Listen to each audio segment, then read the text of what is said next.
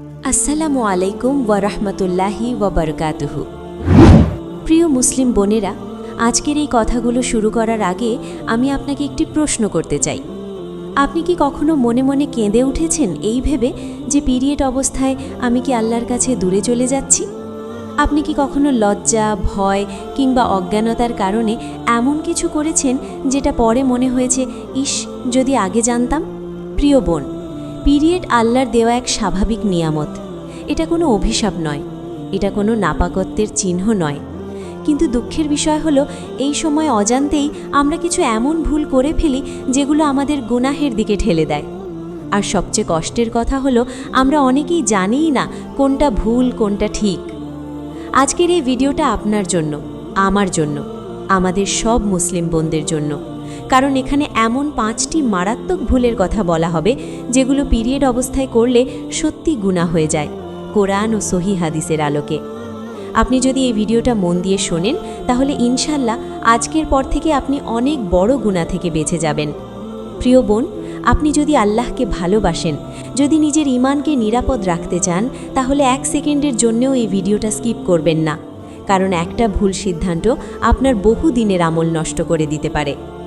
এই ভিডিওটি আপনি দেখছেন ইসলামের আলো ইউটিউব চ্যানেলে, যে চ্যানেলের একমাত্র উদ্দেশ্য হল কোরআন ও সুন্নাহর আলোয় আপনাকে সঠিক পথ দেখানো, আপনার হৃদয়ে আল্লাহর ভয় আর ভালোবাসা জাগিয়ে তোলা। আর বোন, যদি আপনার হৃদয় চায় এই ধরনের হক কথা আরও মানুষের কাছে পৌঁছে যাক, তাহলে এখনই ভিডিওটিতে একটা লাইক দিন। আজকের লাইক টার্গেট 2000। আপনি লাইক দিলে এটা শুধু একটা ক্লিক নয়, এটা হতে পারে আপনার সাদকায়ে জারিয়া। তাই অনুরোধ করছি, ভিডিও শুরু হওয়ার আগেই সবাই মিলে লাইক বাটনে চাপ দিন আর মন খুলে শুনুন, কারণ সামনে যা আসছে তা আপনার জীবন বদলে দিতে পারে। প্রথম ভুল, পিরিয়ড অবস্থায় নামাজ ছেড়ে দেওয়ার পর আল্লাহকে পুরোপুরি ভুলে যাওয়া। প্রিয় মুসলিম বোন, পিরিয়ড অবস্থায় আল্লাহ আপনাকে নামাজ ও রোজা থেকে অব্যাহতি দিয়েছেন, এটা আল্লাহর রহমত, শাস্তি নয়। কিন্তু এখানে সবচেয়ে বড় যে ভুলটা অনেক বোন করে ফেলেন, সেটা হলো নামাজ পড়তে পারছি না মানে আমি এখন আল্লাহর ইবাদত থেকে পুরো দূরে। এই ভুলটা খুবই ভয়ঙ্কর, কারণ পিরিয়ড অবস্থায় নামাজ পড়া হারাম হলেও আল্লাহকে স্মরণ করা কখনোই হারাম নয়। আপনি যদি এই সময়ে ইচ্ছাকৃতভাবে দোয়া, জিকির, দরুদ, ইস্তেগফার সব কিছুই ছেড়ে দেন, তাহলে সেটা গুনাহের দিকে নিয়ে যায়। আল্লাহ তাআলা কোরআনে বলেন, হে মুমিনগণ, তোমরা আল্লাহকে অধিক পরিমাণে স্মরণ করো। সূরা আল আহজাব 41।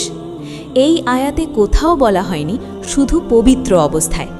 রাসূলুল্লাহ সাল্লাল্লাহু আলাইহি ওয়াসাল্লাম নিজে পিরিয়ড অবস্থায় তার স্ত্রীদের সঙ্গে কথা বলতেন, তাদের দোয়া ও জিকিরের উৎসাহ দিতেন। এটা সহিহ হাদিস দ্বারা প্রমাণিত।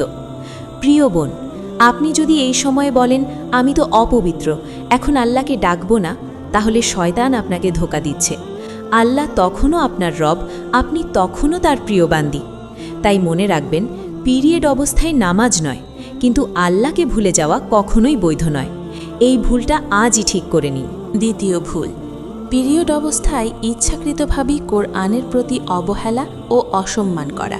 প্রিয় মুসলিম বোন, পিরিয়ড অবস্থায় কোরআন স্পর্শ করা নিয়ে ফিকহে মতভেদ আছে, তবে একটি বিষয় কোনো মতভেদ নেই, কোরআনের প্রতি অবহেলা ও অসম্মান করা গুনাহ। অনেক বোন এই সময় বলে থাকেন, এখন কোরআনের সঙ্গে আমার কোনো সম্পর্ক নেই, এবং ইচ্ছাকৃতভাবে কোরআনের কথা শোনা, কোরআনের অর্থ পড়া কিংবা কোরআনের আয়াত স্মরণ করাও ছেড়ে দেন। আল্লাহ তাআলা বলেন, এটা এক সম্মানিত কিতাব। সূরা আল ওয়াকিয়া ৭৭ নম্বর আয়াত। পিরিয়ড অবস্থায় আপনি সরাসরি মুসহাফ স্পর্শ না করতে পারেন, কিন্তু মোবাইল থেকে কোরআন শোনা, তাফসির পড়া, আয়াতের অর্থ নিয়ে চিন্তা করা, এগুলোতে কোনো নিষেধ নেই, বরং এগুলো থেকে মুখ ফিরিয়ে নেওয়া হৃদয়কে কঠিন করে তোলে। আরেকটি মারাত্মক ভুল হলো কোরআনকে এমন জায়গায় ফেলে রাখা যেখানে অসম্মান হয়, কিংবা কোরআনের আয়াত নিয়ে ঠাট্টা বা অবহেলার ভাষা ব্যবহার করা। আল্লাহ বলেন, যে আল্লাহর নিদর্শনসমূহকে সম্মান করে তা অন্তরের তাকওয়ার অংশ। সূরা আল হাজ 32 নম্বর আয়াত। প্রিয় বোন, পিরিয়ড আপনার মর্যাদা কমায় না, কিন্তু কোরআনের প্রতি অবহেলা ঈমানকে ক্ষতিগ্রস্ত করে। তাই এই ভুল থেকে আজই ফিরে আসুন।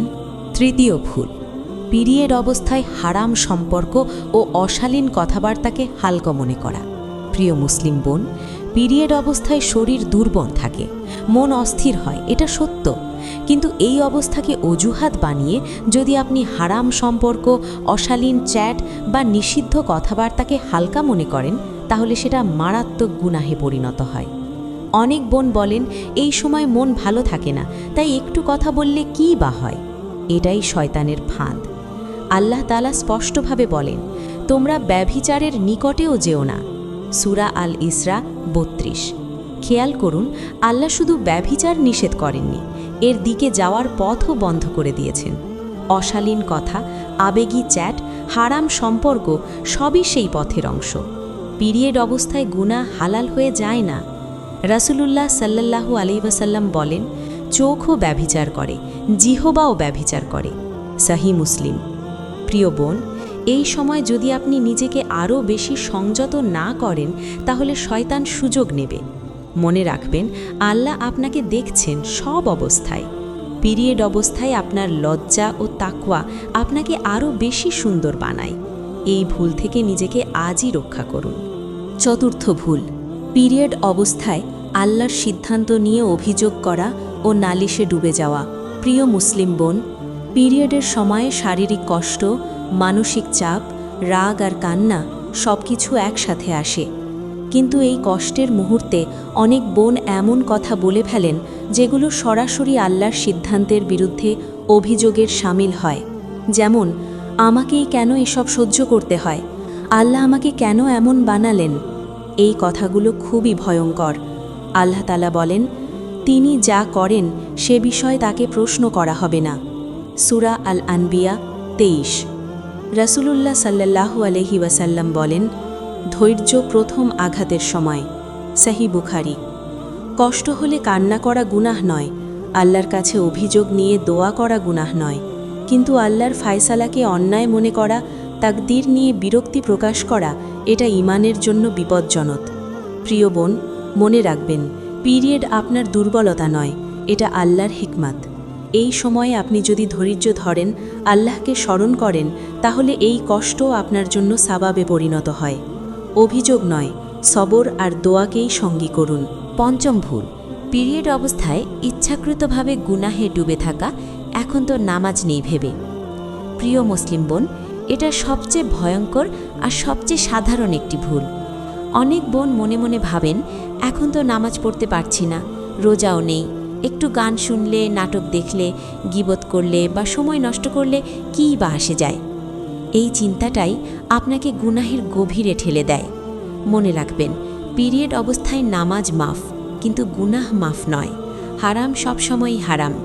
গীবত, মিথ্যা কথা, অশালীন কন্টেন্ট দেখা, অযথা সময় নষ্ট করা, এসব পিরিয়ডে হালাল হয়ে যায় না। আল্লাহ তাআলা বলেন, নিশ্চয়ই কান, চোখ ও অন্তর এসবের প্রত্যেকটির সম্পর্কে জিজ্ঞাসা করা হবে। সূরা আল ইসরা ৩৬ নম্বর আয়াত। রাসূলুল্লাহ সাল্লাল্লাহু আলাইহি সাল্লাম বলেন, যে ব্যক্তি আল্লাহ ও পরকালে বিশ্বাস করে সে যেন ভালো কথা বলে, নতুবা চুপ থাকে। সহিহ বুখারী ও মুসলিম শরীফের হাদিস। প্রিয় বোন, এই সময়টা শয়তান সবচেয়ে বেশি কাজে লাগাতে চায়। সে আপনাকে বোঝাতে চায়, তুমি তো ইবাদত করতে পারছো না। অথচ সত্য হলো, এই সময়ে নিজের নফসকে নিয়ন্ত্রণ করাটাই বড় ইবাদত। আজই সিদ্ধান্ত নিন, পিরিয়ড আমাকে গুনাহের দিকে নয়, বরং তাকওয়ার দিকে নিয়ে যাবে। প্রিয় মুসলিম বোন, আজ আপনি যে কথাগুলো শুনলেন, এগুলো ভয় দেখানোর জন্য নয়, বরং বাঁচানোর জন্য। কারণ আল্লাহ যাকে ভালোবাসেন তাকে আগে সতর্ক করেন। পিরিয়ড কোনো লজ্জার বিষয় নয়, কোনো গুনাহের চিহ্ন নয়, কিন্তু এই সময়ে করা ভুলগুলোই আমাদের গুনাহের দিকে ঠেলে দেয়।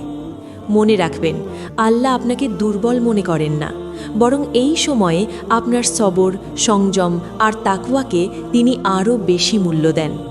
আপনি নামাজ পড়তে না পারলেও আল্লাহ আপনাকে দেখছেন আপনি কিভাবে নিজের জিহবা, চোখ, মন আর নফসকে নিয়ন্ত্রণ করছেন। আজ যদি আপনি এই 5টি ভুল থেকে নিজেকে বাঁচান, তাহলে ইনশাআল্লাহ পিরিয়ডের দিনগুলোও আপনার জন্য সাওয়াবের দিনে পরিণত হবে।